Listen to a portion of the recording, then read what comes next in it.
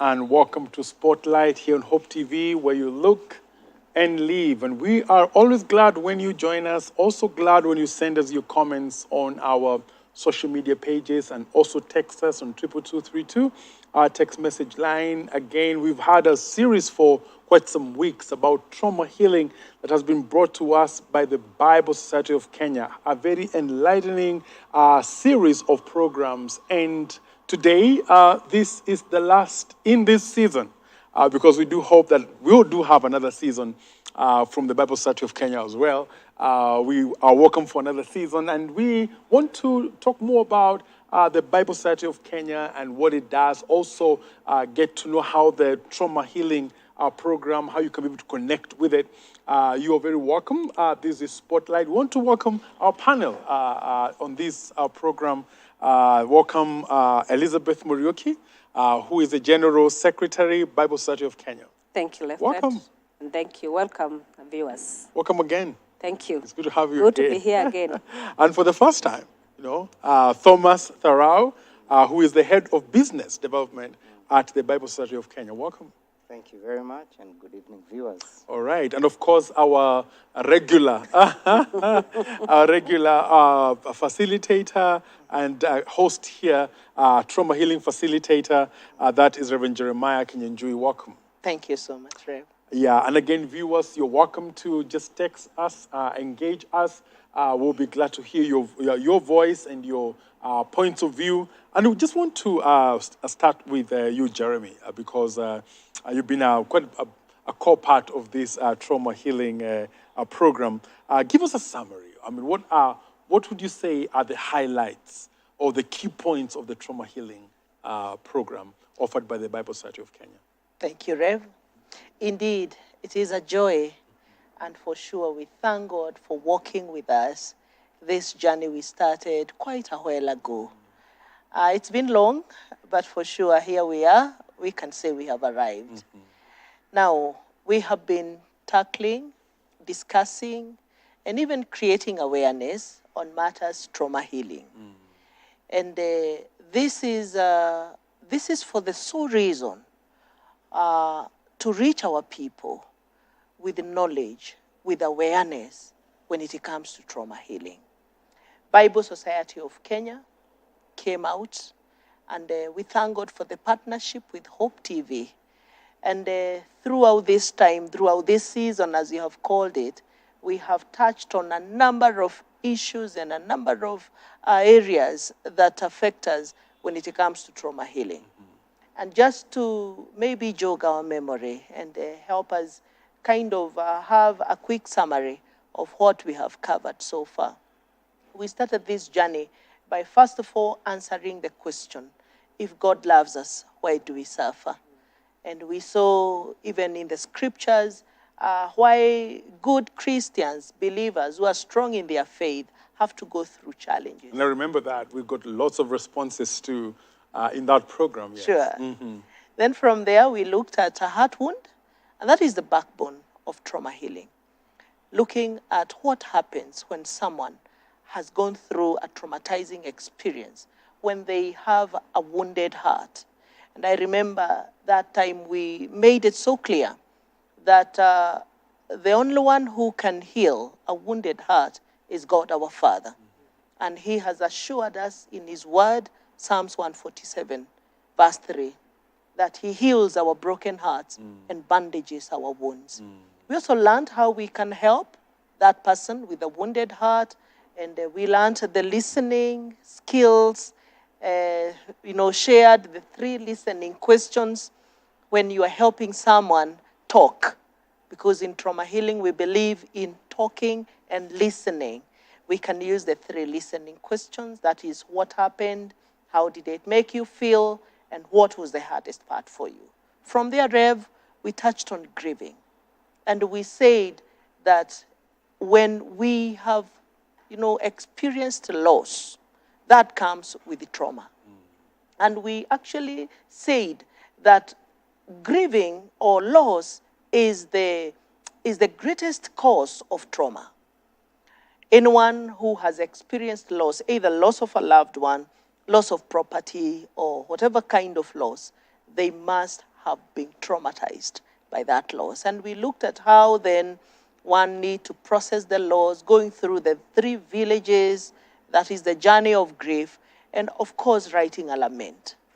Then after that, we touched on a number of what we call optional or additional lessons. And I remember we talked about suicide, addiction, domestic abuse, and also we touched on how we can help traumatized children. And then the other day, I was here and we looked at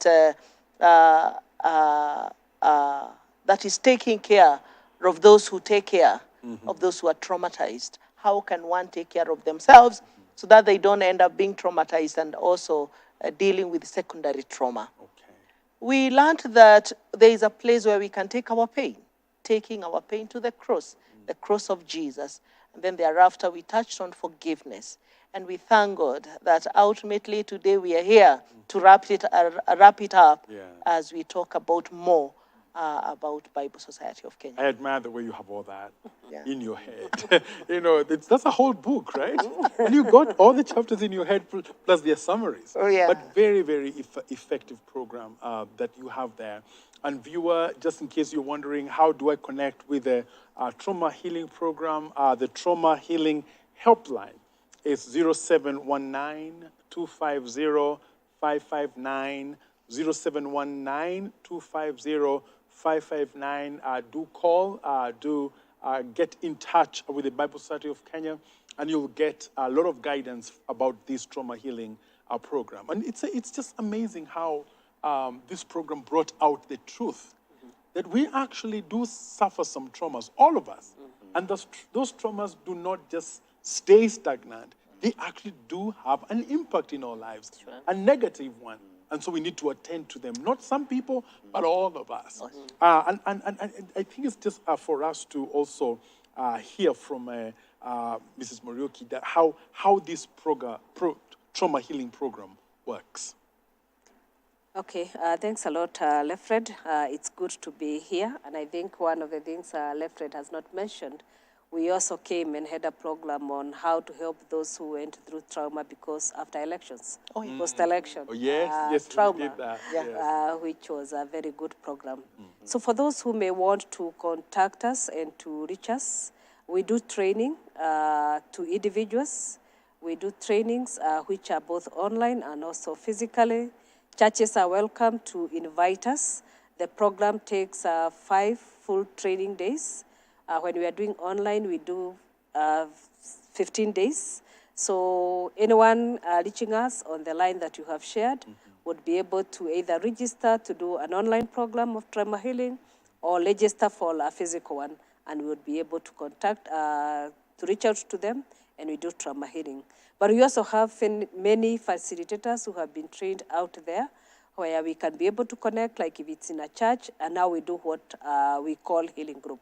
And healing group is basically the main essence of trauma healing because we do train facilitators so that they can go and facilitate healing groups, both in churches and in the community and even one-on-one. So when people reach us and the need of the church is maybe healing groups, we can be able to reach out and be able to organize for that. All right. Yes. I think Bible Society of Kenya is known to really partner with churches on different frontiers, Yes. Including in this trauma healing program. Yes. I mean, just staying with you a little bit, Mrs. Marioki, what has been the reception of when you've gone to churches, either to train congregations or to train leaders?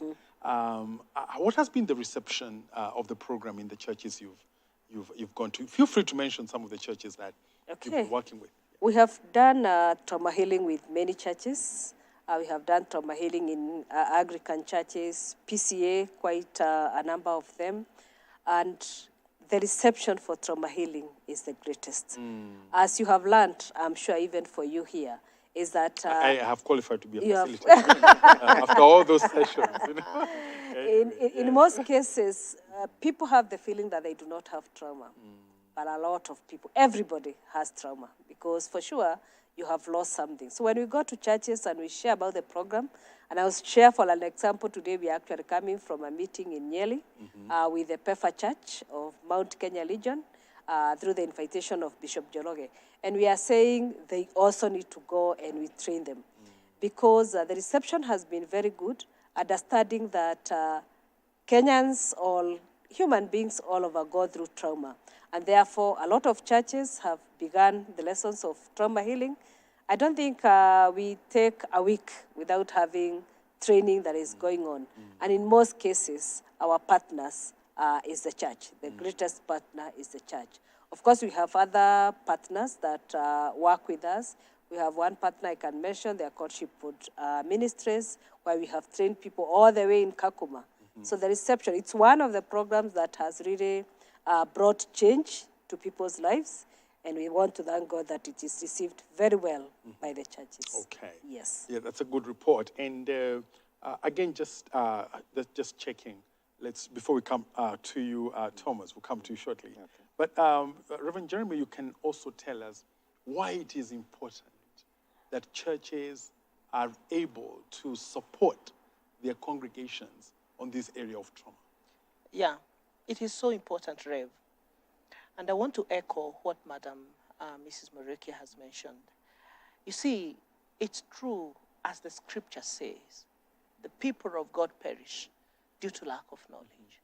And you see, Rev, yes, we are born again on our way to heaven and following Christ and living and doing our best to lead righteous lives.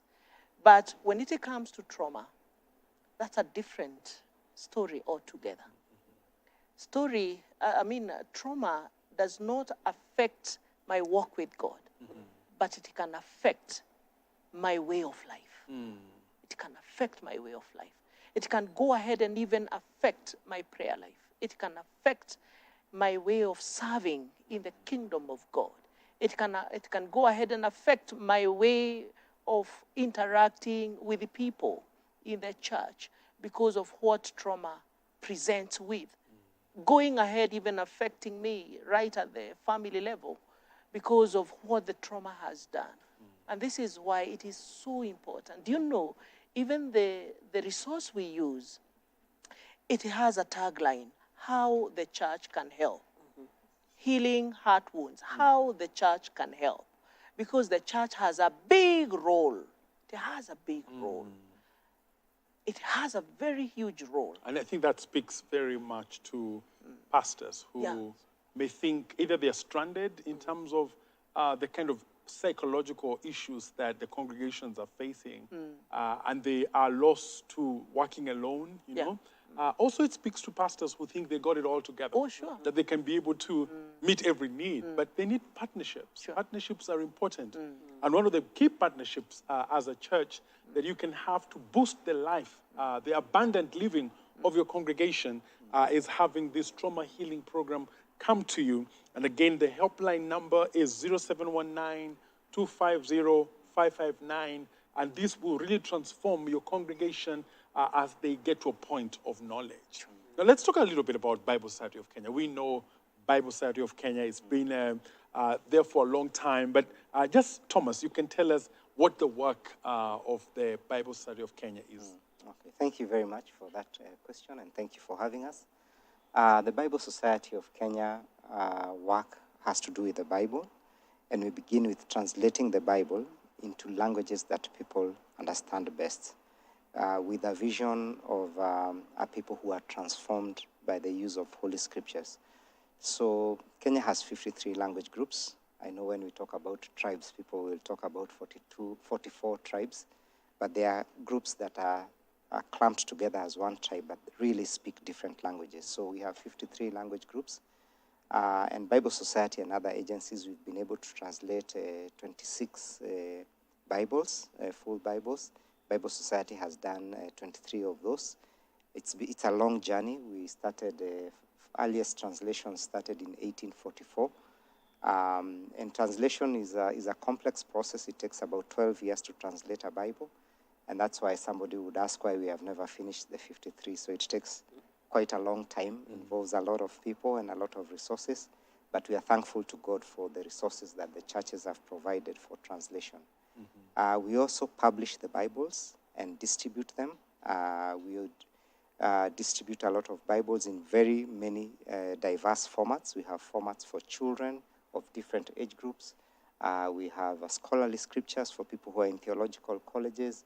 We have scriptures in Braille for those who are not able to read, with their eyes and use their hands. We have audio scriptures, and we have study Bibles and large print Bibles and all different types of Bibles that we publish. Then we do programs that encourage the use of these Bibles. And trauma healing is one of them, because people find hope and they find answers to their trauma from the scriptures. We have programs for children. We have one where we distribute Bibles to children from marginalized backgrounds.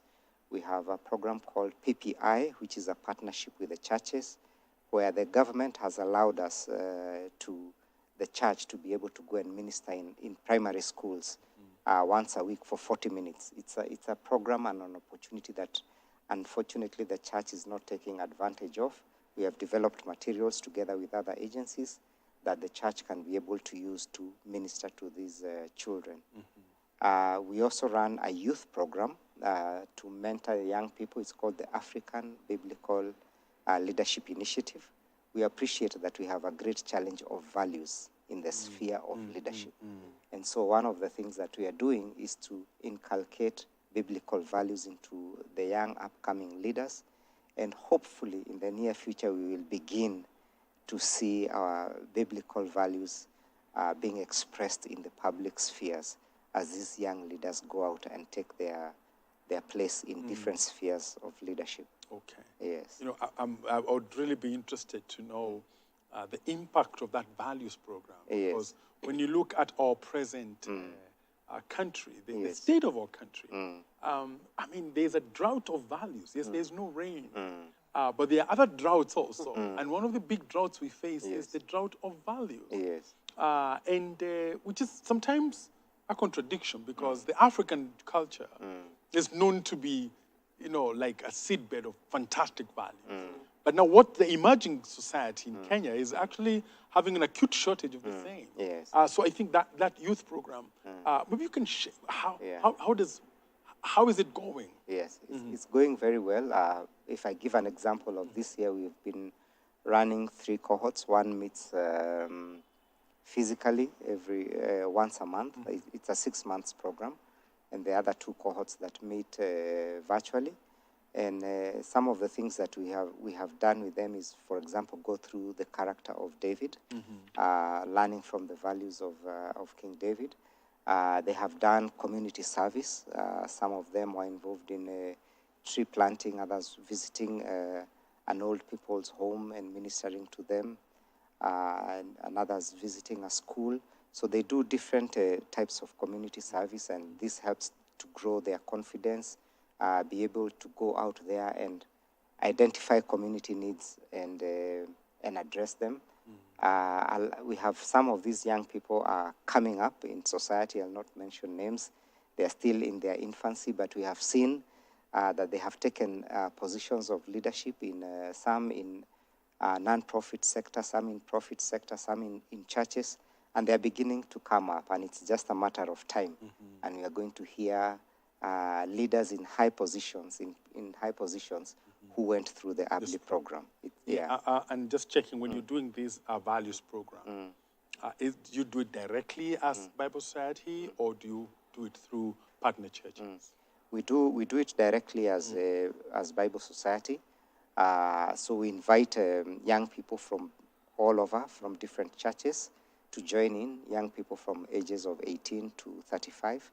And they come and they participate in the program, and then go and implement what they have learned, either in where they're employed, or in their own businesses, or in the churches. Okay.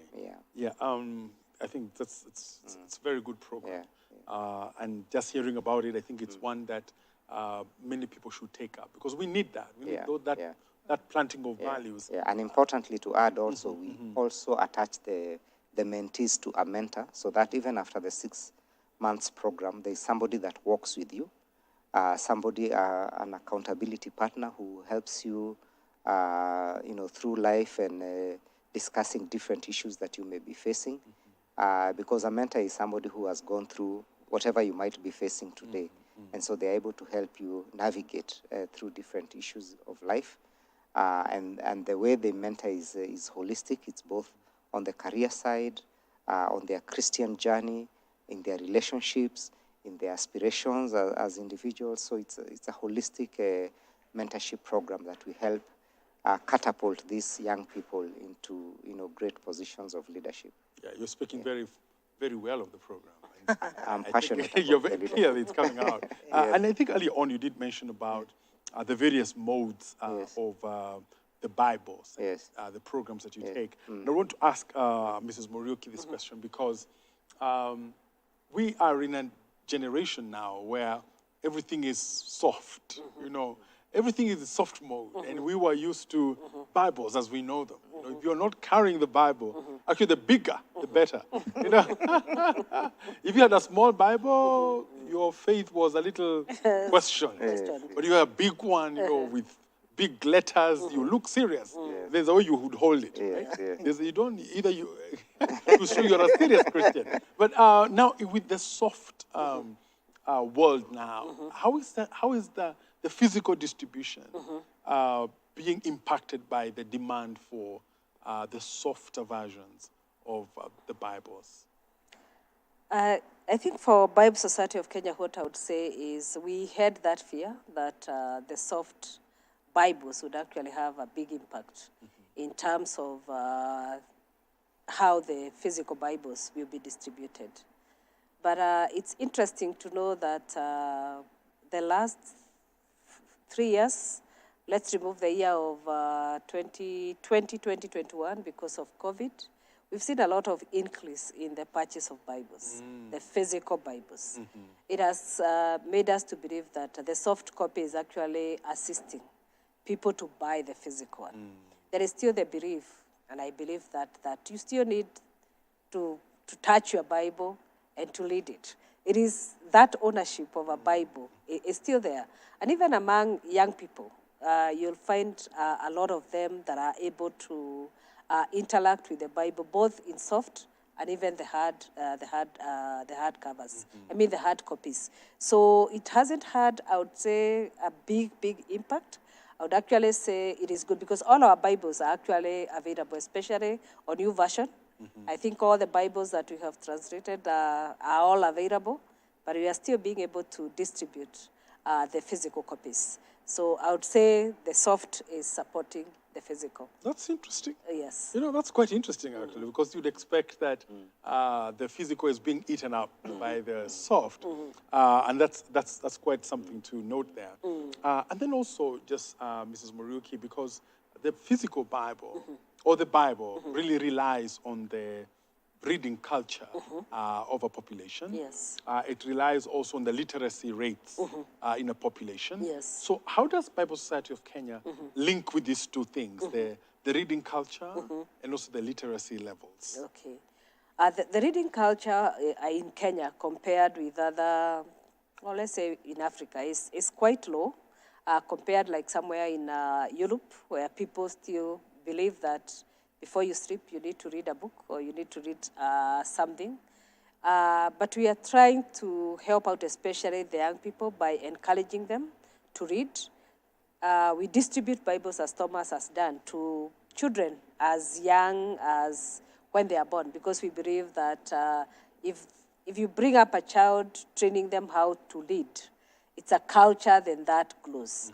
So if the issue of bedtime story comes, and maybe that is why our reading culture is quite different, especially from the Western world, because some of us did not grow that culture of reading bedtime stories with our children. And therefore, they ended up not interacting with reading a lot. But it's something we are encouraging, that start reading with your children as early as possible. Even challenging parents that instead of just watching TV, encourage that your children, you sit together and read a book. When you are requested to buy a book for your child, buy it and watch them read it. So that will encourage a lot as far as the reading culture is concerned. On matters literacy, I think the levels of literacy in Kenya vary. There are areas where the literacy levels are very high. Of course, there are still areas, unfortunately, where the literacy level is still very low. And we have literacy program. Currently, we have a literacy program in Turkana.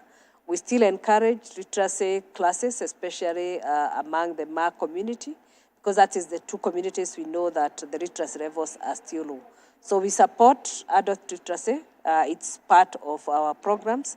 But unfortunately, even those literacy classes, which in quotes are meant for adults, you still find young children still coming to those classes because they have not had that chance of going to school. So, and of course, that is not good. So we are also encouraging, and we work even with county governments, like the county government of Turkana. We work very closely as far as adult literacy is concerned, so that we can be able to bring literacy levels in those areas up. And the good thing is most of them, they'll say they want to come so that they can be able to read the Bible for themselves. All right. But of course, when they are learning, they are able to do many other things on themselves, for themselves. All right. Yes. You want to add something? Yes. Thank you, Reverend Bore. One thing I'd like to add is we also record all our scriptures into audio so that those who are not able to read can listen. And that also helps address the challenge of literacy and reading culture as well. So those who don't like to read or are unable to read can sit together with others in a group, listen, and then have a discussion on the scriptures. Okay, that's good. It's all covered. Like you're all covered. Whether you were reading, whether you're listening, it's all covered. And let's come back to the trauma healing program, Reverend Jeremy. And you have really given us a good summary of what the program contains. Now, you have been on the ground. You've been doing it. You've been doing the program. What are some of the areas when you're doing these, when you're doing this training, when you are on the ground practically? What are some of the things that you've observed, amongst the people that you're training or the congregations you've attended that stood out for you as you implemented the program? Okay. One amazing thing, Rev, is that when we take people through this program, the way they come, I would say, to their senses. There are some people who don't think that they are traumatized. And when we are talking about trauma, they say, me, I'm okay. I don't have trauma. But if they attend the program, they sit there, they realize, oh my God, I was so traumatized. I was carrying loads and loads of pain. My heart has been wounded again and again, and I was not aware.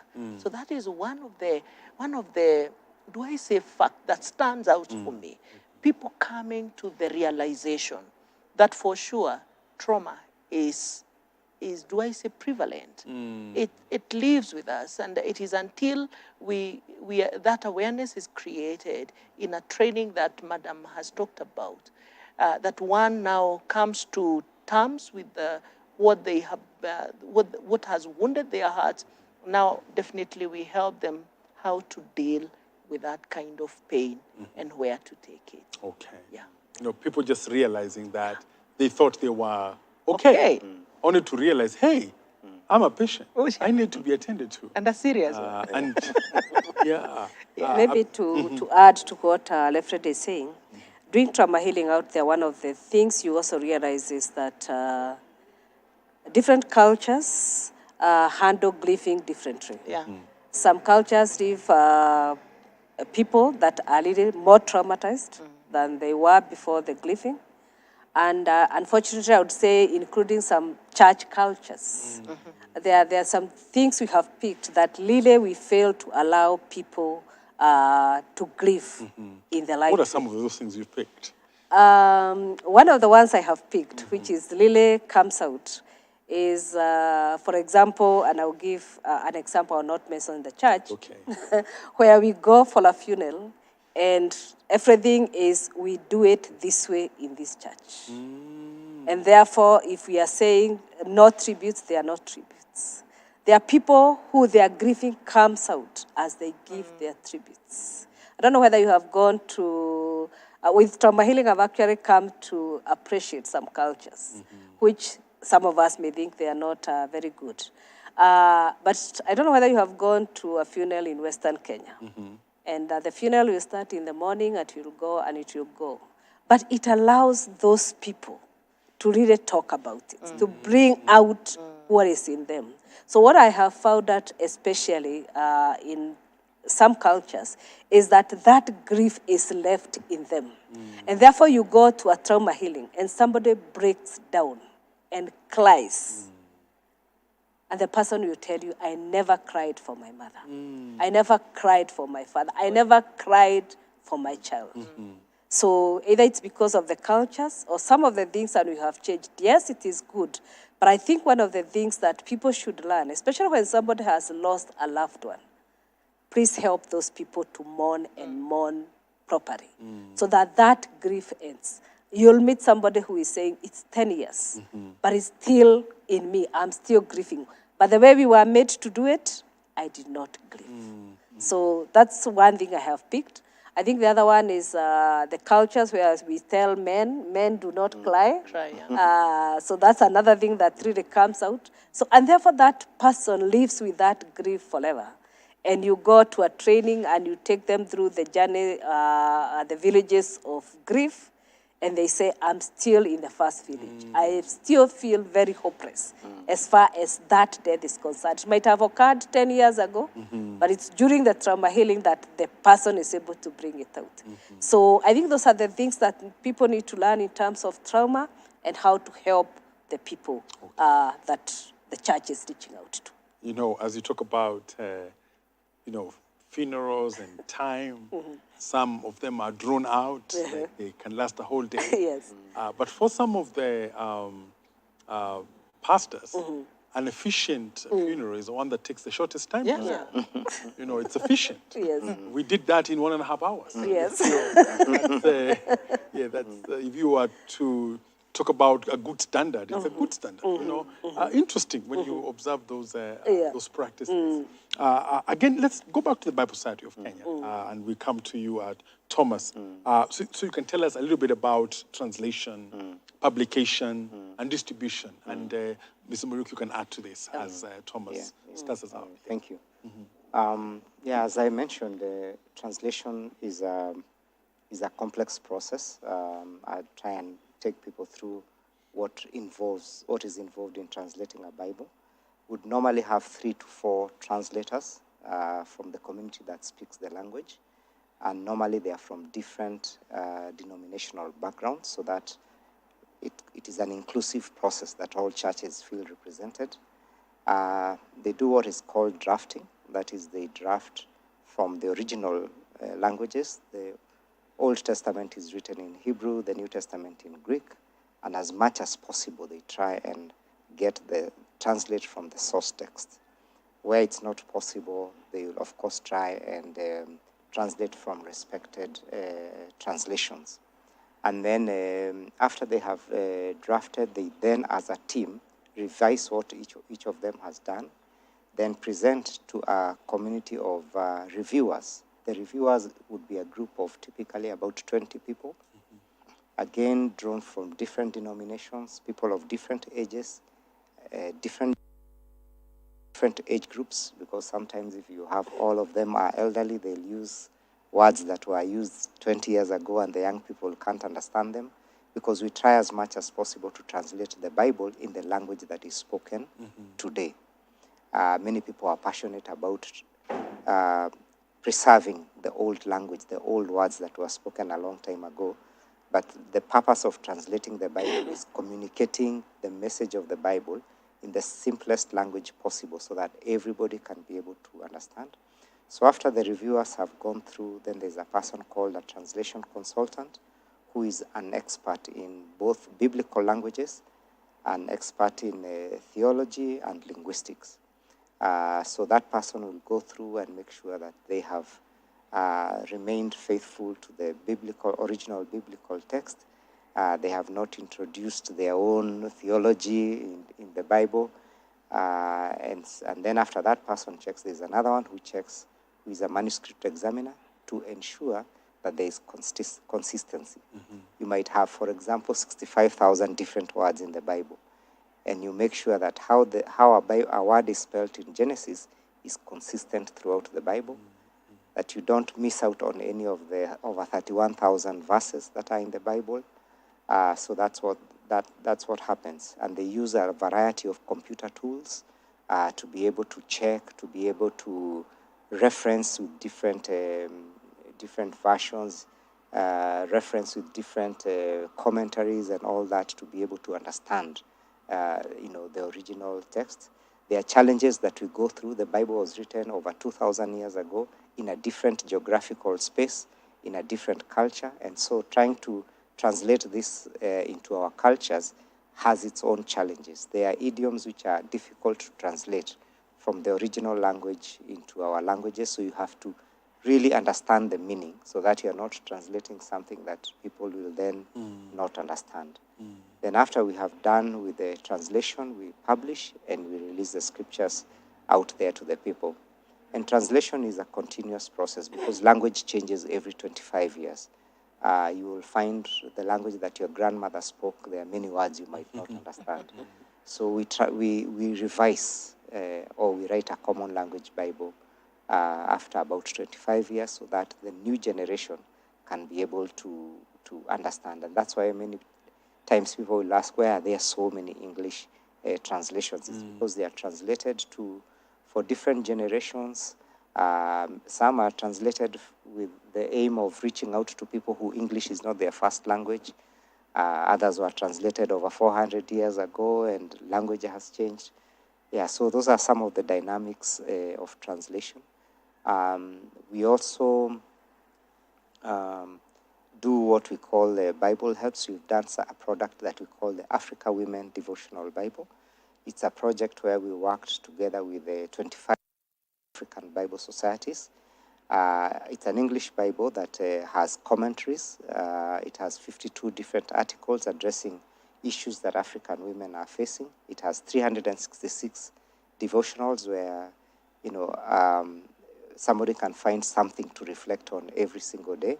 And it also have what we call faces, where we highlight on the women that are in the Bible. And so it's an excellent resource that women can use. We have been challenged, where is the men Bible? And so we are looking forward to do, men see themselves as leaders. So we are going to do a leadership Bible that the men can own and use to lead their families, to lead in their work, in their careers and so on. We do Bibles for the youth. We have youth Bibles with very excellent resources for the youth.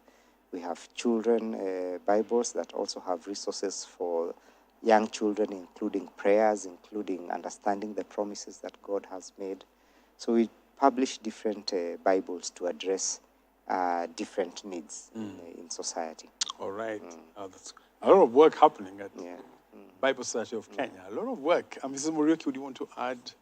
I think what I would add, as Thomas has said, translation of the Bible is most interesting. It's the core reason that Bible Society of Kenya exists, and we have 23 Bibles that are out there being led. And hardly will you go for a week without being challenged. Why is this word translated this way? Even today, I don't know whether the person who asked us that question in the translation of the Gikuyu Bible might be watching. So it's a process that needs a lot of keenness, but it's also good for the community out there, the people reading the Bible, to also give feedback. Of course, it's work that is being done by human beings, so people may also not agree fully on specific words. The other day I was speaking with, I think we started by saying we are non-denominational. So we do translate the Bible for all denominations, and therefore we translate the Bible both for the Protestant Bible and the Bible with the Deuterocanonical books. That is the ones that are mainly used by the Catholic Church. And one of the Bibles that we translated, the Kalenjin Bible, it took a lot of time before they agreed what name should be used for the Holy Spirit. And then the other day we were speaking with the TESO, a project that is still going on. And it took them a lot of time. I think the coordinator was saying they stayed a whole day discussing what is the actual correct name of God. So it requires a lot of research, but it's very interesting and a very fulfilling work of translation. But also we would encourage, it's also a way of preserving our languages. In most cases, when a Bible is being written, it might be the first written word for that community. And therefore, as the language grows, that is why we do have common language translations later. But it's also good for the communities as they interact with the Bibles written in their own languages, where they find any issues, and we really encourage that. Please let us know, and then we can have a discussion, because it's also a way of helping to preserve that language. Yeah, that's important, Yes. because the chances of a language dying, I mean, especially with the urban life and people now speaking more common languages that are derivatives of maybe different languages coming together. Sure. We could have easily languages our that are dying, languages. and for the Bible to preserve that language, I think it's a really good thing. Ms. Muriuki, you can tell us also about the cost. How much does it cost, and how can the viewer participate in that translation? Thank you, Lefred. As Thomas has said, translation of the Bible, actually when he says 12 years to translate the Bible, I would say that is on the lower side. That's the Bible that we have translated that has taken the shortest period. And that is because now there is use of technology. Nowadays they use computers. The previous translations, you can imagine somebody translated and wrote down every word in the Bible. Then somebody sat down and keyed in that work in a computer. It was a lot of work. When I joined Bible Society, we still had projects that were going on like that. But now at least they can be able to work with the computers themselves, do a lot of work themselves. And that is how now it has reduced. We have a Bible that we have done in 12 years. That's still a lot. It's still a lot. So we are hoping in future that... child has been born and is yes, now a teenager, and the Bible is still being translated. It's still being translated. Daily, So it's a costly project to take through. We usually estimate that by the time those 12 years are finished, we have used almost 40 million to translate that Bible. So it's a costly project, but it's worth it. Yes. All right. Yeah. Now, how can the viewer participate in that? In many ways. The viewers can participate in many ways. In most cases, you can say, now I want to dedicate a certain amount of my finances to the translation of the Bible. We usually say that it costs about 1,000 shillings, and maybe that should change soon with inflation, to translate one verse of the Bible. So somebody can say the translation that are currently going on is the Banyala project, that is in Navaholo. And then we have the Mwebe Mudhambi in Chogoria. I have left TESO because it's almost coming to an end. And it's a project that have had a lot of support, and we thank God for that. So one can say, I want to translate this chapter of the Bible, or I want to translate this number of verses of the Bible, or I want to translate this book of the Bible. And then you just come in and give a donation for that. We also need support. The other way you can participate, as we have said, especially for those projects that are going on, is also giving feedback. Most of those projects have WhatsApp groups where you can request to join, and you're able to give your input. Especially scholars in those languages, they can be very helpful in terms of reaching out and saying, let me participate. Is the orthography of that project done? How do we do it? So that at the end of the day also, because we have also had cases where at the end of the day, the project is coming to an end, and then the community is saying, I don't think this is our orthography. So linguists can also help by participating in those projects. But even those people who do researches in terms of languages can also participate. Okay. So everybody, and above all, praying for those people. We know when we are doing God's work, sometimes there are attacks. So we also request for prayers. That's another way of supporting. And even visiting those people who are near. The Mwembe Mudabi is based in Chogoria, PCA. The Banyala are in Avahoro. Just walk in and encourage them, those translators who are doing the work, and get to know what they are doing. Be part of the work. You know. Yes. That's good. That's good. The fact that you can participate in the Bible translation, it's quite a noble task there. And maybe you can tell us, Thomas, how does one become a member of the Bible Society of Kenya? There are people who are watching and they're like, I want to be part of that. Or institutions that are watching and they say, I want to be part of the Bible Society of Kenya and its work, whether it's a translation or the trauma healing program. How does one become a member of the Bible Society? Yeah, thank you, Reverend Bori, for that question. As you've rightly put, Bible Society of Kenya is a membership organization, and our membership is open to Christians. It's open to churches and institutions as well that believe in the Bible. We have a membership link that you can access on our website. If you just Google Bible Society of Kenya, it will bring our website and you can be able to find a membership link there.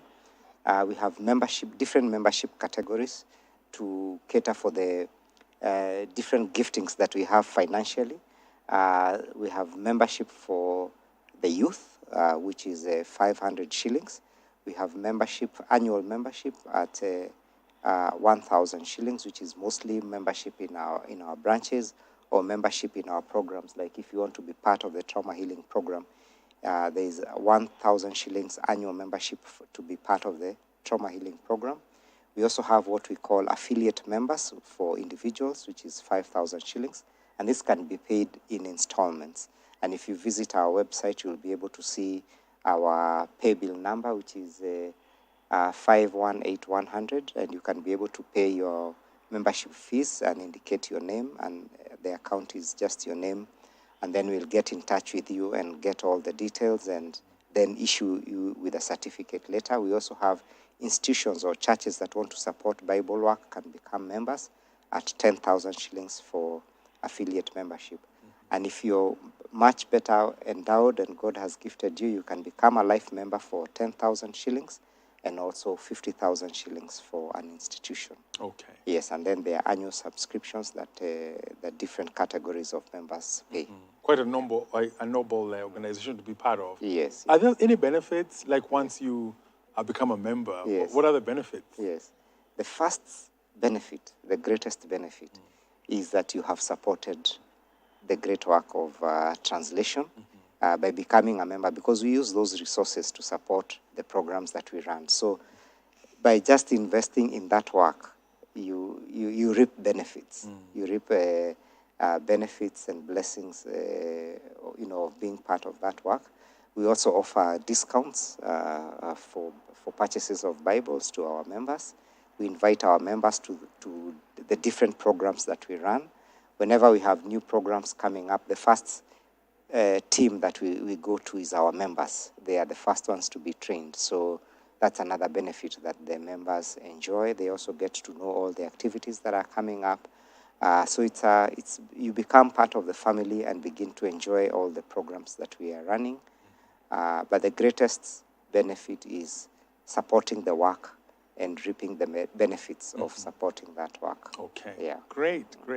And trauma healing, a very, very good program that has really kept Spotlight on the spotlight for quite a number of weeks right now. Yes. And Reverend Jeremy, you can maybe tell us how one can get further information on trauma healing. I mean, just how does one connect with this? Thank you, Rev. First, you have been sharing that phone number.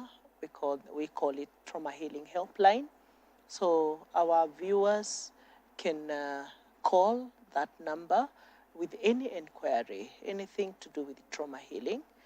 Probably they want to go through the training, or probably they also want to be helped, or they know someone who need help to deal with an issue that has truly maybe affected them. In addition to what Thomas has said, we also welcome prayers, because this work is based on the Bible. It's of God, it's spiritual. And we desire that our viewers support this work with the prayers. That is something that we really request all of us, because even if maybe today you don't become a member, but you can pray. You can include Bible Society of Kenya and all what we do, the Bible work, all the programs, you can include us in your prayers. All right. Yeah. Again, viewer, the number is 0719 250 559. 0719 250 559. And that's how you connect with the trauma healing program as a person and as an institution. And finally, I would want to just hear some final words. Madam General Secretary, Mrs. Muriuki, some final words to the viewers concerning Bible Society of Kenya, concerning anything that comes to you'd want them to know. Okay, thanks a lot, and we really appreciate the time that we have spent together. It's my prayer that there are many people who have been helped through the issues that they might have been going through, but we have also shared our number in case one would like to hear more. But my encouragement and my final word is that please join us, let's work together, let's partner, because through these programs and through the Bible work, we can make our community a better place to live in. All right. Thank you. Thank you so much, Bible Society of Kenya, for bringing us such a great series for quite some weeks. And also here on Hope TV, we are glad that we can partner this way to bring wonderful information, knowledge that revives and keeps, especially the Christian community, enlightened. And that's what this series has done. So we are grateful. And viewer, thank you very much for being part of Spotlight tonight, and also being part of the trauma healing program throughout this series. Some of you have been through most of the series, having missed maybe just a few. Again, do connect with the Bible Society of Kenya. Again, life where we are at as a person and as an institution is about partnerships. And you want to connect with persons, you want to connect with institutions that are life-bringing. And Bible Society of Kenya is such an organization. So just partner with Bible Society of Kenya, and there will be lots of benefits that come, not just to you, but also empowering you to become an agent of abundant life for such a time as this. This has been Spotlight. Thank you for watching.